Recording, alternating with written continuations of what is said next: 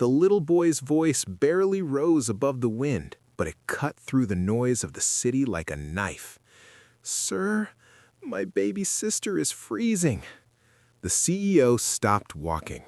People hurried past them on the sidewalk, coats pulled tight, eyes fixed forward, pretending not to notice the two small figures huddled beside a closed storefront.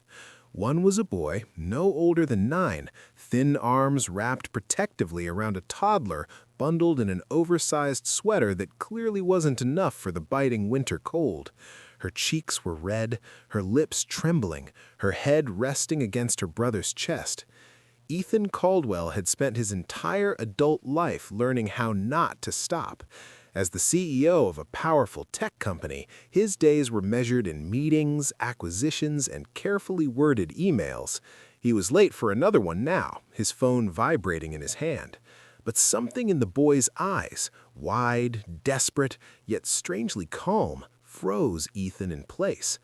He knelt down in his tailored coat, ignoring the cold seeping through his trousers. "Hey," he said gently, "where's your mom?" The boy hesitated, tightening his grip on his sister.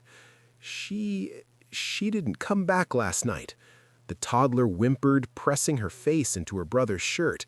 The boy rubbed her back the way someone far older than 9 would. "I tried to keep her warm," he added quickly, like he was afraid of being blamed. Ethan shrugged off his coat without thinking. It was expensive, heavy, lined with wool. He wrapped it around both children, tucking it under the little girl's feet, fastening the buttons with shaking hands. The boy looked up at him, stunned. "Thank you, sir," he whispered. "What's your name?" Ethan asked. "Liam. She's Emma." Emma looked up then, big eyes glassy with cold and exhaustion. She reached out and grabbed Ethan's finger, her tiny hand barely strong enough to close around it. Something in Ethan's chest cracked open. "Come with me," he said softly. Liam's eyes filled with fear. "We can't go to jail. I didn't steal anything. I promise." "You're not in trouble," Ethan said quickly. "I just want to help. Somewhere warm, food, okay?" Liam hesitated, then nodded once.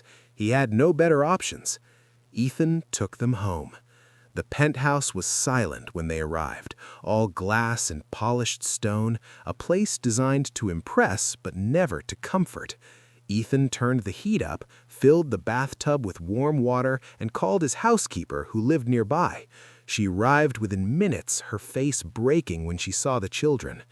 Emma fell asleep in the bath, warmth finally easing her tiny body.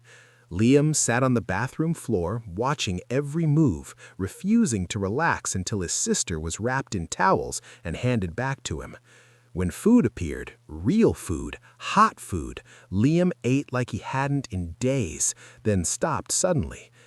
"Can I save some for Emma?" he asked. Ethan turned away so the boy wouldn't see his eyes fill. Later that night, after the children were asleep in guest beds far too big for them, Ethan sat alone in the dark living room. He thought about his own childhood, filled with private schools and vacations, about how he'd lost his wife years ago and never bothered filling the quiet that followed. Success had insulated him from everything, especially pain like this. The next morning, he made calls, careful ones. Social workers, lawyers, not to get rid of the children, but to understand how they had fallen through every crack in the system. Their mother, it turned out, had been struggling for years. 2 jobs, no family support. She'd left the kids with a neighbor overnight and never came back. No records, no phone, just gone. Liam listened silently as the social worker explained things in gentle words. He didn't cry. He just asked one question. "Can Emma stay with me?" "Yes," the woman said. "That won't change." Liam's shoulders finally dropped just a little. Days turned into weeks. Liam started school. Emma learned to laugh again, her giggles echoing through halls that had never known the sound of children.